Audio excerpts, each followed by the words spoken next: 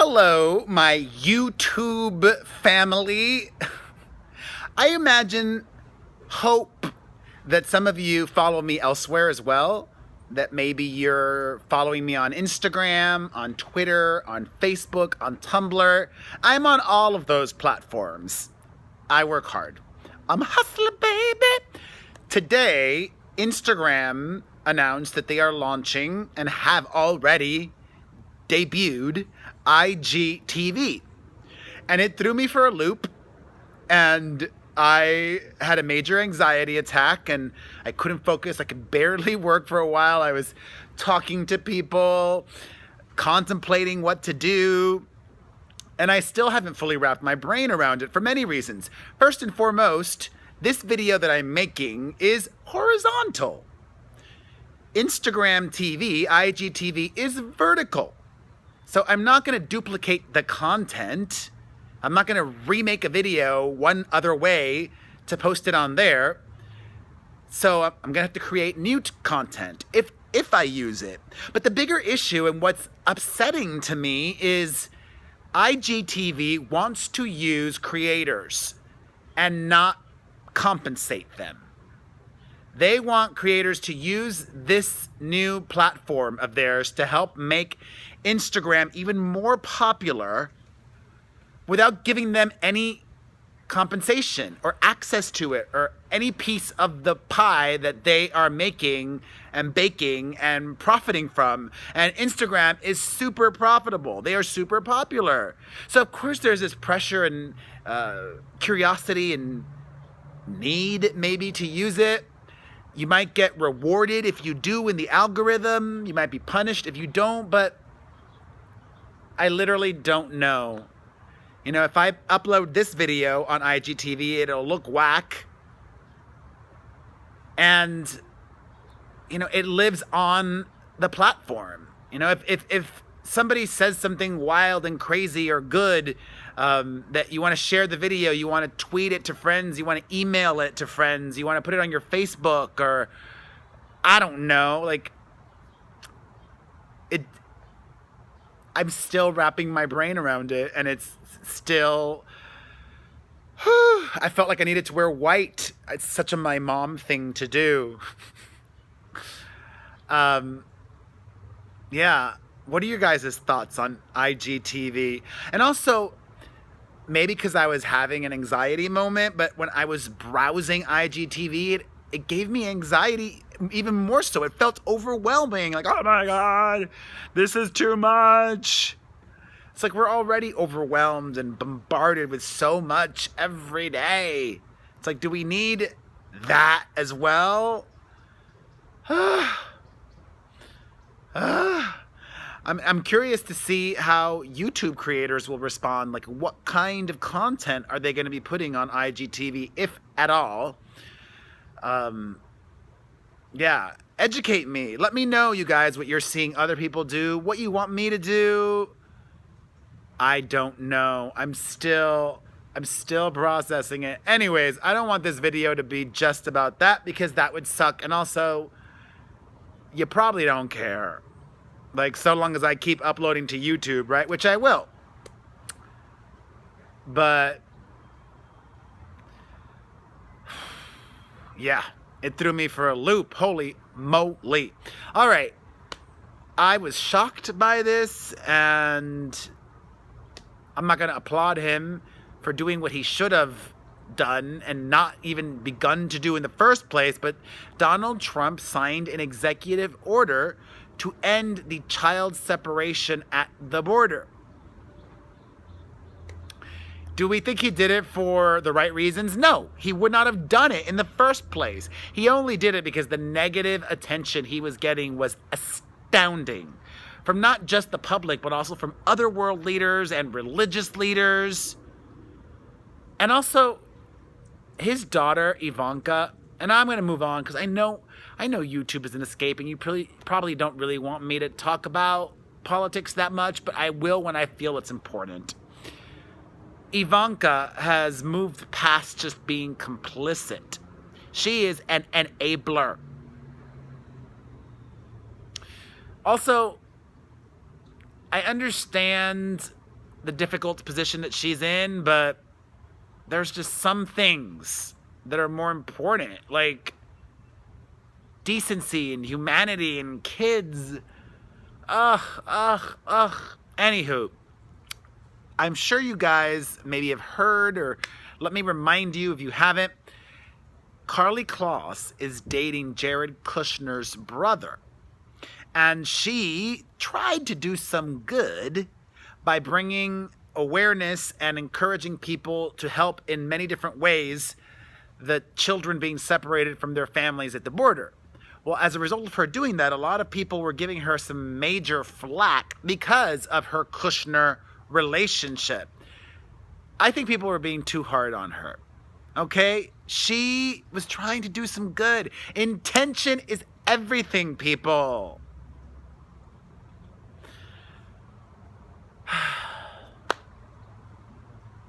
I'm still thinking about Instagram TV. I'll get over it. I don't understand what the benefits are. Anyways. It's like Snapchat. Like, do people still care about Snapchat? Anywho, Chris Hardwick is fighting back against his abuse allegations. He has released a series of text messages that he had with his ex-girlfriend, Chloe Dykstra, in which she says that she loves him, she'll always love him, she wants him back. This was after they broke up because he claims they broke up because of her cheating.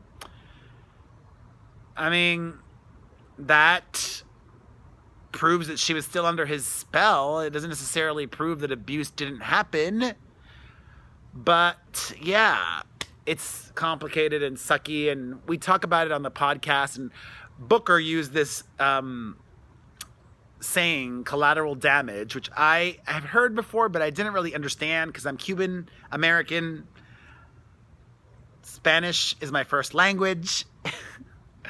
I'm not down with all the Anglo lingo. Anyways, we talk about it on the podcast. This week's podcast is especially good. If you haven't heard it yet, you can check out the Perez Hilton podcast with Chris Booker on iTunes or directly at perezpodcast.com. Also, I will have the link to everything I talk about below so you can reference it if you want to go back and get more information or share the link. Sharing is caring. Okay, on Tuesday evening, a memorial, impromptu one, was held for murdered serial abuser and rapper XXXTentacion, which turned violent. A life lost to gun violence should not be celebrated with more violence. Like, what is that about? And even more troubling, that happened in Los Angeles. On the other side of the country, the victim of XXXTentacion's repeated abuse, one of them, his ex-girlfriend, was attacked for being a snitch, for ratting him out about the abuse that he did towards her. It's sad that would even cross somebody's mind, to call a woman that's been subjected to brutal violence a snitch.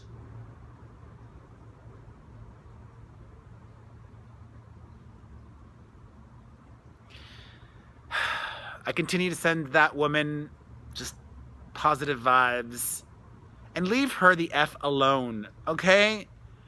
All right, I just gotta stop talking about heavy things. I'm gonna move on to something lighter. Ariana Grande and Pete Davidson have moved in together to a $16 million apartment in Chelsea. It is a 5-bedroom, 4.5 bath, like, house, basically. $16 million. Famous architect Zaha Hadid designed it. Now everybody knows where Ariana and Pete live. That must come with its own set of challenges. Like, I would imagine that Ariana now must have 24/7 round the clock security, but I just would not like it that everybody knew where I lived. This apartment building is real fancy. It has its own IMAX theater. Wow. It has a 75-foot sky-lit pool, a gym, blah, blah, blah. Anyways, on to better Ariana and Pete news. It has come to light. Doesn't she have a song about that? Like, anyways, I think she has a new song with Nicki about the light. Anywho, apparently Pete Davidson is extremely well hung. Hello. Let me keep moving. I should have said well endowed. I think I could say the H word. Anywho. Yeah. Also, Dax Shepard is too. I have that from an impeccable source. All right. BLAC CHYNA. More couples news. She and her teenage boyfriend rapper YBN Almighty J have broken up. He made the announcement on Instagram saying BLAC CHYNA and I are no longer together. Wah, wah. And she's looking for a new baby daddy. Also, CARDI B is opening up in the new issue of Rolling Stone about many things. She talks about her relationship with Offset, her baby daddy to be. She says, we really love each other. No, that's what Offset says. She says, I know I'm not having a baby with a blank man. So she's basically saying he's a great guy.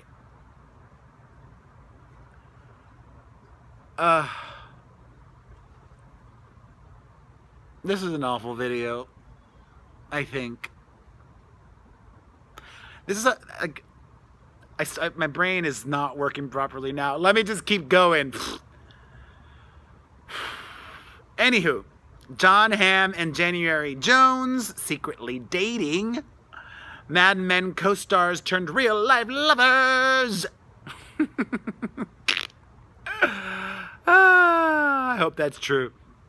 Also, Janet Jackson opens up in the new issue of Essence about her intense struggle with depression. Thank you for speaking on that, Janet. I appreciate you. Like I've said before, speaking about things like this makes it better for everyone, not just for the person that's opening up. I think they would find it healing, and also others can relate to you. So thank you, Janet. Some more music-related news. Beyonce and Jay-Z are neck and neck with 5 Sauce for #1 album in America next week. And get this, Beyonce fans have teamed up with BTS fans to stream the new Beyonce and Jay-Z joint album. How or why did that happen? I'm not sure. But I bet 5 Sauce fans are not happy.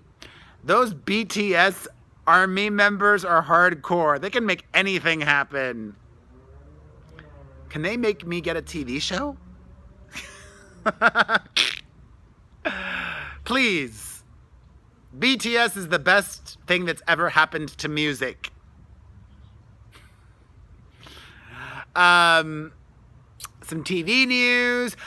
Another spin-off for Star Trek may be happening.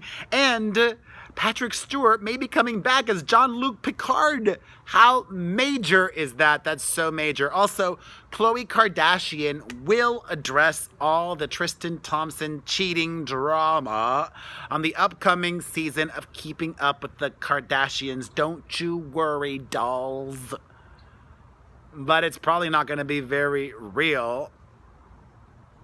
Also, finally, congratulations to EVA Longoria. She finally gave birth. It seemed like she was pregnant forever. She was ready. She's been ready to pop for a while. That baby, I'm sure, was a week or so past due. Maybe not, but congratulations to her on the birth of her firstborn. It's a boy named Santiago Enrique Baston. I love the name. Super Latino. I love EVA Longoria. Eva, I love you forever. Thank you for watching and bearing with me as my brain processes everything. And yes, please let me know your thoughts on everything below and what other people are doing. And all right, you know the drill. Thank you. If you enjoyed this video, hit the like button, leave a comment, share, subscribe here, subscribe to my family channel, The Perez Hilton. I post videos daily on both channels. Follow me on Instagram, The Perez Hilton, and also Perez Hilton, and get a cameo from me on Book Cameo. And stay awesome. You're golden.